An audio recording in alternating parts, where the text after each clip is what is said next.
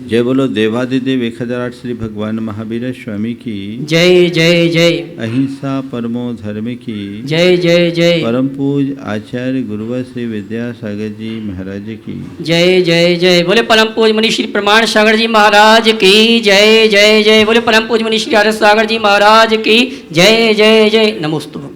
एक व्यक्ति जो अंधा था और एक ऐसे कक्ष में प्रवेश कर गया जिससे बाहर निकलने का केवल एक ही रास्ता था। अंधा था, कुछ दिखता नहीं। वो दीवार टटोल टटोल कर रास्ता खोजता, लेकिन संयोग जब कभी द्वार आता उसके सिर में खुजाहट आती, वो सिर खुजलाते खुजलाते आगे बढ़ जाता और द्वार क्रॉस हो जाता। कहते हैं कि वो आदमी आज भी उसी कक्ष में चक्कर लगा रहा है। जब जब दरवाजे के पास आ रहा है उसे खुजाहट आ रही है और उस खुजलाहट के कारण वो द्वार को चूक रहा है। पता नहीं ऐसा कब हुआ और कहाँ हुआ, लेकिन यदि हम गहराई से विचार करें तो हमें ऐसा लगता है मानो ये हमारी अपनी ही कहानी है। ये संसार किसी अंध कक्ष की भांति है। इस संसार से बाहर निकलने का एक ही रास्ता है, वो है धर्म का द्वार। धर्म के द्वार का लाभ वही ले पाते हैं जिनकी आंखें खुली। ओम। धर्म के द्वार का लाभ केवल वही ले पाते हैं जिनकी आंखें खुली हो। जिनकी आंखें बंद हो वो नहीं ले पाते। पर कदाचित आंखें बंद भी हो और हम दीवार भी टटोलते हुए आए, खाज खुजाने की आदत छूट जाए, तो आज भी हम धर्म के द्वार से पार उतर सकते हैं और अपने जीवन के पथ को प्रशस्त कर सकते हैं। हमारे लिए ऐसा नहीं है कि अवसर नहीं मिला। अवसर तो खूब मिले, लेकिन हमने उसका लाभ नहीं उठाया। हमारी दशा क्या है? पिंजरा तो खुला मगर पांखें टूट गई। पिंजरा तो खुला मगर पांखें टूट गई। दिया तो मिला मगर दिया तो जला मगर आंखें फूट गई। पिंजरा तो खुला मगर पांखें टूट गई। दिया तो जला मगर आंखें फूट गई। क्या कहूँ तुम्हारी किस्मती पर राह तो मिली मगर रफ्तार छूट गई। पिंजरा खुले और पांखें टूट जाए तो कोई मतलब नहीं, तो पांखों को मजबूत करना है और जब भी पिंजरा खुले तो उड़ान भरने की कोशिश करना है। इस भाव चक्र से बाहर निकलने का रास्ता हमें ढूंढना है। हमारे जीवन में हर बार अच्छे अवसर आए, लेकिन हमने उसका लाभ नहीं उठाया। आज 4 बातें आप सबसे कहूँगा। योग, प्रयोग, पीड़ा और प्रेरणा। इन 4 शब्दों पर थोड़ा ध्यान दें। जीवन में देखो तुम्हें कितने कितने सुयोग मिले हैं। अगर अपने जीवन में उपलब्ध संयोगों की तरफ तुम देखोगे तो पाओगे कि दुनिया में इस धरती पर सबसे भाग्यशाली व्यक्तियों में मैं हूं। आज तुम्हारे लिए क्या योग नहीं मिला? अच्छा शरीर मिला, अच्छी बुद्धि मिली, अच्छा परिवार मिला, अच्छे संस्कार मिले, धन संपन्नता मिली, समाज में प्रतिष्ठा मिली, ये चीजें साधारण तो नहीं है ना। अन्य प्राणियों की तुलना में, अन्य मनुष्यों की तुलना में तुम कितने बेहतर हो, इसके बारे में कभी सोचा? काश मेरा शरीर रुग्ण होता तो मेरा क्या होता, काश मैं अपंग या अपाहिज होता तो मेरा क्या होता, काश मैं बुद्धिहीन या मंद बुद्धि होता तो क्या होता। शरीर तो बढ़ जाता, हमारा जीवन जानवरों जैसा हो जाता। काश मुझे अच्छे संस्कार नहीं मिले होते तो क्या होता, आवारा अपराधी लुच्चा लफंगा बनकर फिरता रहता, और क्या होता। काश मुझे अच्छा परिवार नहीं मिलता, माँ बाप का साया नहीं मिलता तो क्या होता, किसी अनाथाश्रम में पले बड़े होते, और क्या होता। ये सब चीजें मुझे प्राप्त हुई है। कदाचित मैं धनहीन होता, दरिद्र होता तो क्या होता, भिखारी बन करके अपना जीवन गुजारता या दूसरों के आश्रित होकर अपना जीवन बिताने को बाध्य हुआ होता, और क्या होता। लेकिन मैं इस अर्थ में कितना और कितना भाग्यशाली हूं कि मेरे सामने ऐसी कोई भी बात नहीं है। कभी महसूस करते हो कि मैं कितना भाग्यशाली हूं? कभी महसूस करते हो? आता है व्यक्ति से जब कभी भी बात करो तो वो अपने जीवन का रोना तो रो देता है, लेकिन अपनी उपलब्धियों का आकलन करने की कोशिश कभी नहीं करता। ये योग है, योग नहीं सुयोग है, जो अन्य प्राणियों के लिए अत्यंत दुर्लभ है। जगत में दुर्लभ इस योग का योग तुम्हें मिला है। बंधुओं, अच्छे योगों का पाना बहुत दुर्लभ है, लेकिन अच्छे योगों का अच्छा प्रयोग करना और अधिक दुर्लभ है। जो योग मुझे मिले, मैं उनका प्रयोग क्या कर रहा हूं, यह समझने की जरूरत है। क्या प्रयोग कर रहे हो? अपने समग्र जीवन का प्रयोग क्या कर रहे हो? क्या सोचे? केवल धन संपत्ति बटोरना, केवल गोरख धंधे में उलझना, केवल मौज मस्ती और भोग विलास में रमना, केवल दुनियादारी की बातों में रम जाना, क्या है प्रयोग? क्या कर रहे हो? कभी अपने मन से सवाल करो कि मैंने जिस वजह से ये मनुष्य जीवन पाया और इस मनुष्य जीवन में पुण्य के योग से मुझे जो अच्छी सामग्री मिली है, उनका प्रयोग मैं क्या कर रहा हूं? किसी को हीरा मिले और कौवा उड़ाए, उसको हम क्या बोलेंगे? बोलो। हीरे के नग से कोई कौवा उड़ाने जैसा कृत्य करे तो उसको क्या बोलेंगे? बोलो तो। मूर्ख ना। वो मूर्खानंद कहाँ है? थोड़ा देखो तो। कहीं अपने इर्द गिर्द ऐसा मूर्ख तो नहीं बैठा? शायद झांक कर देखो तो ये प्रतीत होगा कि वो मूर्ख इर्द गिर्द नहीं, हमारे भीतर ही है। काश हमें अपनी मूर्खता नादानी का एहसास होता। जो जीवन के इन पलों का सदुपयोग नहीं करता, जीवन में उपलब्ध संयोगों का सदप्रयोग नहीं करता, सच्चे अर्थों में मूढ़ है, अज्ञानी है, मूर्ख है, नादान है, बेवकूफ है। जिन शब्दों का प्रयोग करना चाहो सब कर सकते हो।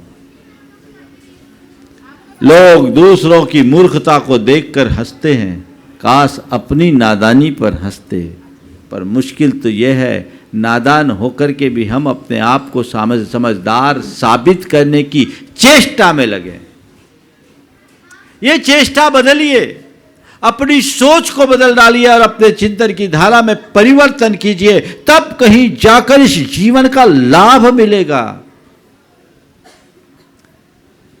मनुष्य सारे जीवन केवल दुनियादारी में खट करके अपना जीवन बर्बाद करता है। आखिरी में उसे एहसास होता है कि अरे मुझे जो करना था तो किया ही नहीं। कहते हैं सम्राट सिकंदर जब विश्व विजय के अभियान के बाद यूनान की ओर लौट रहा था, गंभीर रूप से बीमार पड़ा। उसने अपने परिचारकों से कहा कि किसी भी तरह तुम मुझे मेरे देश ले जाओ, मैं अपनी माँ से मिलना चाहता हूँ, मैं अपनी माँ से बड़ी मोहब्बत करता हूँ, किसी भी तरह तुम मुझे मेरी माँ से मिला दो। परिचारकों ने कहा, सम्राट, आपकी शरीर की स्थिति इतनी गंभीर है कि आपकी माँ तक आपको अभी ले जा पाना मुश्किल है। सिकंदर ने कहा, मुझे मेरी माँ तक नहीं ले जा सकते तो मेरी माँ के यहाँ आने तक मुझे बचा लो, मैं तुम्हें अपना आधा साम्राज्य दे दूंगा। मेरी माँ के यहाँ आने तक मुझे बचा लो, मैं तुम्हें अपना आधा साम्राज्य दे दूंगा। कहा, महान सिकंदर, आधा क्या, यदि पूरा साम्राज्य भी दे दो तो आपकी माँ के यहाँ आने तक आपको बचाने की कोई गारंटी नहीं ली जा सकती। तब कहीं जाकर सिकंदर की आंखें खुली, उसके मुख से उद्गार निकला, धिक्कार है इस संपदा और साम्राज्य को जिसके पीछे मैंने अपने जीवन की सारी सांसें गंवा दी। आज उन्हें दांव पर रखने पर वो मुझे 2 श्वास के लिए बचाने में असमर्थ है। काश मुझे इसका पहले पता होता, काश मुझे इसका पहले पता होता। अब मैं मरूंगा, मुझे मरने का कोई गम नहीं, पर मेरी एक गुजारिश है। क्या?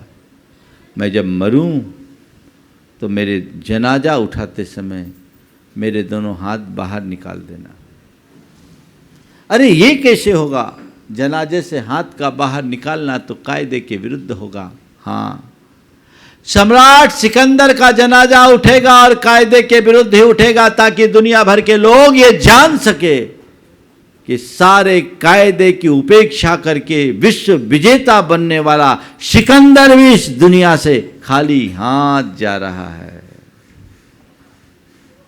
उसके मुख से कुछ इस आशय के उद्गार निकले, अब मैं चाहूं भी तो रुक सकता नहीं भाई, कारण मंजिल ही खुद डिग बढ़ती आती है। मैं जितना पांव बढ़ाने की कोशिश करता उतनी ही माटी और धसकती जाती है। मेरे अधरों में घुला हलाहल है काला, नैनों में नंगी मौत खड़ी मुस्काती है राम नाम ही सत्य, असत्य सब और कुछ, बस यही ध्वनि कानों से आ टकराती है, बस और कुछ नहीं। सिकंदर को तो अपने जीवन की अंतिम घड़ियों में समझ में आ गया कि राम नाम सत्य है, बाकी सब असत्य है। तुम्हें कब समझ में आएगा? आजकल लोग राम नाम सत्य है मुर्दों को सुनाते हैं। जीते जी अगर जान लो तो जीवन के परम सत्य को प्राप्त करने में देर नहीं। योग मिला है, अपने शरीर का, अपनी संपत्ति का, अपनी शक्ति का, अपनी बुद्धि का सही प्रयोग करो, अपने धन का सही प्रयोग करो। अच्छा शरीर मिला है, ये योग है, इसका प्रयोग क्या? धर्म ध्यान करो, लोगों की सेवा करो, व्रत उपवास करो। शरीर अनुकूल है तो शरीर का सही उपयोग करो, इसको केवल पुष्ट करने में मत लगाओ। शरीर से काम लो। आज तुम भाग्यशाली हो कि पूरी तरह हेल्दी हो। उनसे पूछो जो किसी कारण से बीमार पड़े हुए, जो चाह करके भी कुछ नहीं कर पा रहे हैं, उनकी मन की बातें मन में ही रह रही है, उनका ही शरीर उनके लिए बोझ बन गया है। तुम लकी तो होना इस अर्थ में, उपयोग क्या कर रहे हो? शरीर का सही उपयोग करो, धर्म ध्यान में लगाओ। ये शरीर उपयोग के लिए है, उपभोग के लिए नहीं। मनुष्य जीवन को कड़वी तुम्बी की तरह कहा।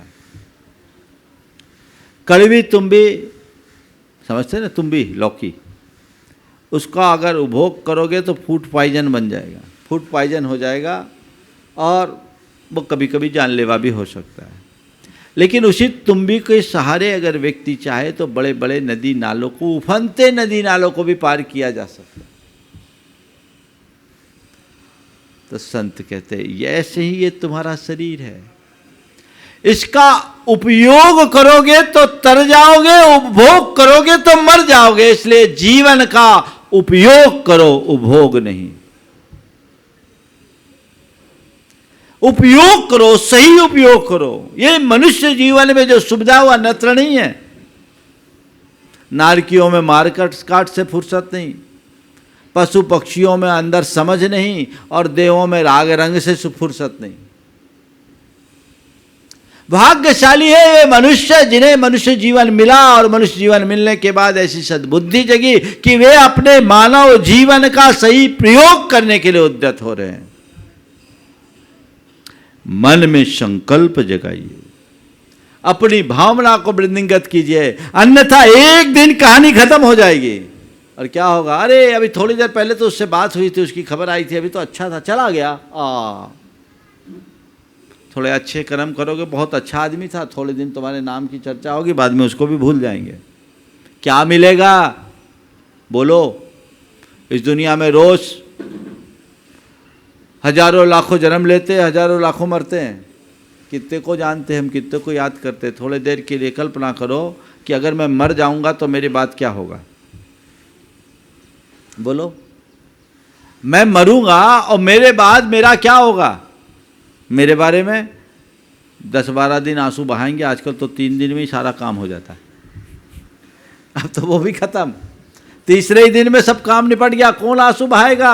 और कितने दिन कुछ अच्छे कर्म या करोगे तो एक आध पीढ़ियां याद करेंगे, इसके आगे कोई याद करने वाला भी नहीं है। अरे तुमने किसको याद किया जो तुमको लोग याद करेंगे, ये तो बताओ। कितने लोग हैं इस सभा में जिनको अपने परदादा का नाम याद है? परदादा का नाम याद है, हाथ उठाओ जिनको परदादा का नाम याद है। देखो 1 2 3 4 नाम, 5 हाथ उठ रहे हैं, बैठे थे 2 और उठे 7 परदादा का। बाकी के लोगों को अपने परदादा का नाम भी पता नहीं।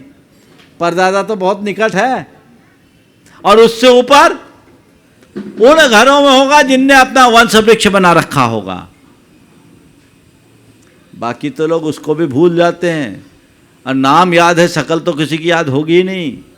और बहुत से बहुत 3 पीढ़ी 4 पीढ़ी से ज़्यादा के लोगों को, 5 पीढ़ी से ज़्यादा के लोगों को स्मृतियाँ नहीं रहती, सब भूल जाते हैं। असंख्य लोग हुए आदिनाथ भगवान से लेकर आज तक, कितने का नाम पता है बोलो? सब इस काल के गर्भ में समा जाते हैं, सबका नामो निशान मिट जाता है।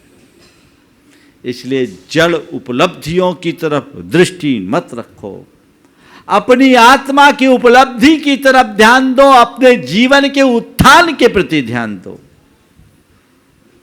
वो दृष्टि में आ जाए, जीवन का काया पलट हो जाए। लेकिन मुश्किल ये है, मनुष्य सब कुछ करता है पर जो करना चाहिए वो नहीं कर पाता। पहला संकल्प मुझे वही करना है जो मेरे लिए करनी है, इस शरीर का सदुपयोग करना, ये भाव जगाओ। सार्थक बनाओ जीवन को। फिर संपत्ति मिली है, संपत्ति भी हर कोई नहीं पा पाते। भाग्यशाली हो तुम, तुम्हारे पास संपत्ति है, और संपत्ति भी अपार है, थोड़ी बहुत नहीं। जितना तुम्हें चाहिए, जो तुम्हारी जरूरत का, उससे कई गुनी संपत्ति तुम्हारे पास है। अब कर क्या रहे हो? सुरा सुंदरी में बहा रहे हो, या केवल संग्रहित करके रख रहे हो? क्या कर रहे हो? संपत्ति का सदप्रयोग क्या है? भोग। नहीं, संरक्षण नहीं, क्या है? दान, सदुपयोग। अपनी संपत्ति का जितना जरूरी है उतना उपभोग करो, उपयोग करो, बचे का उपयोग करो, संग्रहित करके मत छोड़ो, इस मोह में मत पड़ो, सही उपयोग करो। क्योंकि तुमने जो संपत्ति इकट्ठी की है, चाहे धन है या अन्य संपत्तियां, उसके पीछे तुमने बहुत प्रयत्न किया है और कई प्रकार के पाप के भी भागीदार हुए हो। उस संपत्ति के मोह में मत उलझो, उसका सदुपयोग करना सीखो। अपने मन से पूछो, धन जोड़ने में जितना उत्साह रहता है, क्या दान करने में वैसा उत्साह आता है? जोड़ने में उत्साह तो सबका, और दान में कुछ लोग होते हैं जो दान देने में भी उत्साहित होते हैं, दान देने का मौका आता है तो कहीं पीछे नहीं रहते हैं, एकदम हर्षित होकर होते हैं। मेरे सामने ऐसे ऐसे लोग भी हैं जो गुनायतन के शिरोमणि संरक्षक बने और उनके नाम की घोषणा की तो नाचे हैं मंच पे कि आज मैंने बहुत बड़ा काम किया। दान दे के मन में हर्ष सब लोगों ने देखा है, नाच नाच करके दान देने का भाव, आज मैं कृतार्थ हो गया। ये सही प्रयोग करने वालों के लक्षण है। और जोड़ जोड़ कर तिजोरियाँ भरने वालों का क्या होगा? आजकल तो तिजोरी में भरना भी सेफ नहीं है, न सुविधा है। और आने वाले दिनों में सरकार की नीतियाँ ऐसी बन रही है कि सबके हाल खराब होंगे। इसलिए संत कहते हैं धन को जोड़ कर रखने में धन का उपयोग नहीं है, धन का सही प्रयोग निज पर के हित में लगाना है। मैं आपको एक बात कहता हूँ, जब मैं कोलकाता में था, बेलगछिया का मंदिर कितना बड़ा प्रीमाइसेस, आज कोलकाता जैसे महानगर में इतने बड़े परिसर के बारे में सोचना भी मुश्किल है, पर उसे एक व्यक्ति ने बनाया, सेठ हुलासी राम जी ने। लगभग 200 वर्ष हो गए। सेठ हुलासी राम जी के बारे में मुझे लोगों ने बताया कि उनका अतीत अच्छा नहीं था, वो बड़े अय्यासी प्रवृत्ति के थे, भोग विलास में रमने वाला सेठ।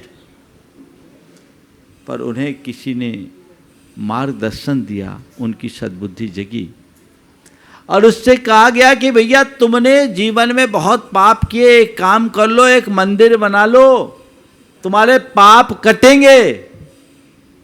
उस आदमी के दिल में यह बात बैठ गई और उसने अपनी संपत्ति का एक अंश लगाकर बेलगछिया का ये उपवन मंदिर बना दिया।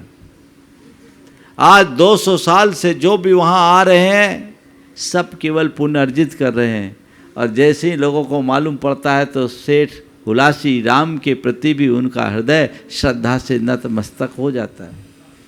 पर मैं आपको जिस संदर्भ में ये बात सुनाना चाह रहा हूँ वो आपके लिए आंखें खोलने वाली है। सेठ हुलासी राम ने अगर मंदिर के लिए संपत्ति बनाई दी तो उससे कई गुनी संपत्ति वे अपने पीछे अपने वंशजों के लिए भी छोड़े होंगे, छोड़े ही होंगे। लेकिन आज उनके वंशजों का ही अता पता नहीं, उनकी संपत्ति की बात क्या करें। पर जो उन्होंने बेलगछिया में लगा दिया उसने सेठ हुलासी राम को अमर कर दिया। यह है प्रयोग। समझने के लिए बहुत छोटा सा, माने बहुत बड़ी बात है, एक उदाहरण ही है, आदमी समझ ले। किसके व्यामोह में तुम अपनी संतान को कुछ भी छोड़ कर क्यों न जाओ, अगर उसमें हुनर होगा तो कई गुना बढ़ा लेगी, और हुनर शून्य होंगे तो सब मटिया मेट कर देंगे। कोई जरूरी नहीं कि करोड़पति बाप का बेटा भी करोड़पति ही हो। हमने देखा है साधारण परिवार में जन्मने वाले लोग भी करोड़पति बने हैं, और हमने ये भी देखा है कि करोड़पतियों के संतान आज मुनीमी करते फिर रहे हैं। ये अपना अपना योग है। इसलिए सच्चाई को समझो। अगर धन मिला है, अच्छे साधन मिले हैं, तो उसका सही प्रयोग करो। संपत्ति का प्रयोग निज पर के हित में लगाना।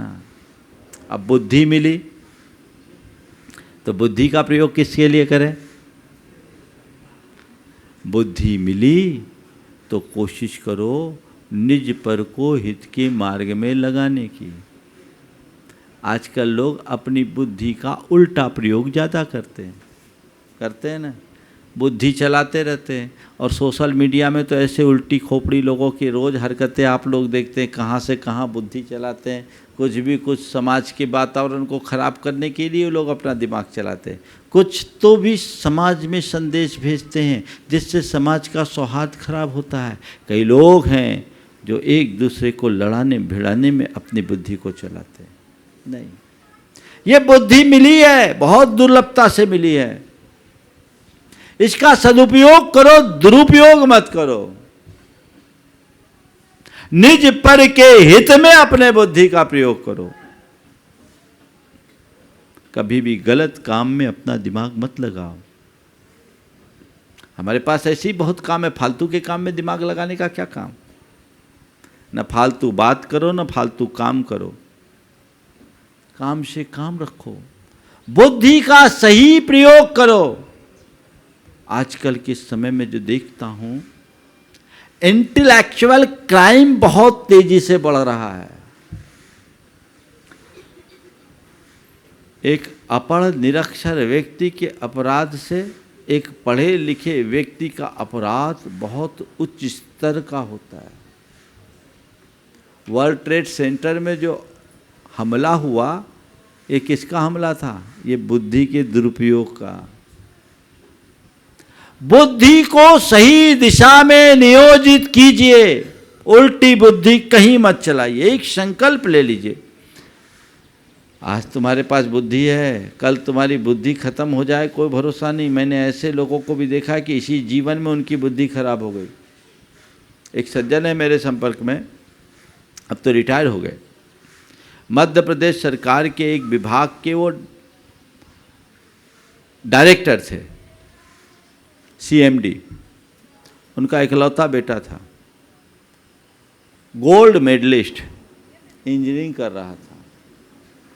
देखो एक पल में क्या होता है, 22 साल की उम्र में वो पागल हो गया अचानक। गोल्ड मेडल लेने वाला बच्चा, पढ़ने में बहुत तेज, और 22 साल की उम्र में पागल। और पागल भी कैसा, इतना जोर जोर से चीखे चिल्लाए कि पूरे मोहल्ले का सोना मुश्किल हो गया। उनको अपने पूरे मूल घर से दूर, मोहल्ले से माने पूरे बस्ती से दूर अपना एक घर रखना पड़ा। और वो रात भर चिल्लाता कि उनको बड़ी मुश्किल है। एक दिन उन्होंने अपनी वेदना प्रकट की, वो जैन नहीं थे पर मुझसे जुड़े हुए थे। उन्होंने वेदना प्रकट करते हुए एक बहुत बड़ा रहस्य खोला। बोला, महाराज जी, मैं अपने जिस संतान के व्यामोह में कितनी बार गंदे काम किए, अपने हाथ खाली किए और उल्टे सीधे कर्म किए, रिश्वत दिया, अपना घर भरा, आज मुझे लगता है मैंने घर नहीं भरा, पाप का घट भरा, आज वो फूट गया।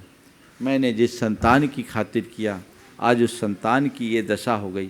महाराज, ये मुझे इसकी बड़ी ग्लानि है कि आखिर मैं क्या करूं। अब मेरी संतान मेरे सामने है, पर वो मेरे लिए अब बहुत बड़ा बोझ बन गई। और ये मैं बात 1989 की कर रहा हूँ। आज भी वो व्यक्ति उनको भोग रहे, रिटायर हुए उनको करीब 16-17 साल हो गए। लेकिन ये वेदना, आज तुम्हारी बुद्धि स्थिर है, आज तुम्हारी बुद्धि सलामत है, कल कैसी होगी कोई नहीं जानता। इसलिए गुरूर नहीं, गुमान नहीं, ध्यान करो, सही प्रयोग करो। और बल मिला है, शरीर में शक्ति है, तुम्हारे पास तन की शक्ति है, धन की शक्ति है, या जो भी शक्ति है, इस शक्ति का सदुपयोग करो, दूसरों के हित में नियुक्त करो। हम लोगों ने नीति पढ़ी है, विद्या विवादाय धनम मदाय, शक्ति परेशान परिपीडनाय, खलस्य साधो विपरीत मेतत्, ज्ञानाय दानाय च रक्षणाय। ये हम सब ने बचपन में ही पढ़ी है कि एक खल व्यक्ति के पास विद्या आई तो विवाद करेगा, धन है तो मद करेगा, और शक्ति पाया तो दूसरे को सताने में लगाएगा। लेकिन साधो सत्पुरुष के लिए इससे उल्टा है, वो ज्ञान के लिए, ज्ञान के प्रसार में अपनी बुद्धि का प्रयोग करेगा, और दान में अपने धन का सदुपयोग करेगा, और शक्ति औरों की रक्षा में लगाएगा, ये है उसका प्रयोग। योग मिलता है, प्रयोग कैसा, ये देखने की कोशिश होनी चाहिए। और तीसरी बात, पीड़ा। जब तुमने कोई योग मिला, उसका सदुपयोग नहीं कर पाए, तो तुम्हारे हृदय में आंतरिक पीड़ा होनी चाहिए। अपने जीवन में प्राप्त संयोगों के अभाव की पीड़ा तो सबको होता है, अब सबको होती है। सब रोना रोते, मेरे पास ये नहीं है, मेरे पास ये नहीं है, मेरे पास ये नहीं है। लेकिन जो मिला है उसका सदुपयोग न करने की पीड़ा कभी जगी? पीड़ा होनी चाहिए। जैसे जो लोग समय के प्रबंधन के प्रति बहुत जागरूक होते हैं, उनको थोड़ा सा भी समय नष्ट होता है तो तकलीफ होती है, आज मेरा टाइम वेस्ट हो गया। तो मैं आपसे कहता हूँ, जीवन में उपलब्ध संयोगों का सही प्रयोग नहीं कर पाने की पीड़ा भी मन में होनी चाहिए। क्यों नहीं होती? केवल इसलिए क्योंकि हमने उसका मूल्य ही नहीं समझा। अगर मूल्य समझा होता तो जरूर पीड़ा होती। मूल्य समझिए, अंदर पीड़ा जगाइए और प्रेरणा। उन्हें देखिए जिनके जीवन में आज अभाव है, अल्पता है, जिन्हें सुयोग नहीं मिले, और उनको देख करके अपने मन में प्रेरणा जगाइए कि अतीत में इनने अपने उपलब्ध संयोगों का सही प्रयोग नहीं किया तो ये दशा इनकी हुई, आज मैं नहीं करूंगा तो मेरी भी यही दशा होगी। ये प्रेरणा ले सकते हो कि नहीं ले सकते? सड़क चलते किसी दीनहीन भिखारी को देखो तो तुम प्रेरणा जगाओ कि ये दान धर्म नहीं किया, दुरुपयोग किया तो दीनहीन बना है, अगर मैं नहीं करूंगा तो मेरी भी ये दशा होगी। किसी अभावग्रस्त व्यक्ति को देखो तो सोचो इसने अपने जीवन में कृपणता बरती तो आज ये अभावग्रस्त है, मैं आज उदारता रखूंगा, मुझे उदारता रखना है क्योंकि ये दशा मुझे नहीं पाने। किसी अस्वस्थ व्यक्ति को देखो तो ये सोचो कि इसने अपने जीवन में अपने शरीर का सदुपयोग नहीं किया तो आज अस्वस्थ है, आज मुझे स्वस्थ शरीर है, मुझे आज सदुपयोग कर लेना है। किसी धनी व्यक्ति को देखो और वो अगर उपयोग नहीं कर पा रहा और ऐसे ही मर रहा, संपत्ति छोड़ करके जा रहा है, तो अपने मन में सोचो कल मुझे भी जाना पड़ेगा, इसलिए क्यों ना मैं अपने हाथ से इनका सदुपयोग कर लूं। ये प्रेरणा आप पा सकते हैं। कोई जरूरी नहीं प्रवचन से ही प्रेरणा नहीं मिलती, अगर आपके पास दृष्टि हो तो लोक में भी बहुत बड़ी प्रेरणा आप पा सकते हो। पूरा संसार एक खुली किताब की तरह है, बशर्ते आप उसे पढ़ना जानो, पढ़ना सीखो तो जीवन धन्य हो जाए। ऐसा प्रयास और पुरुषार्थ सबको करना चाहिए। ओम शांति।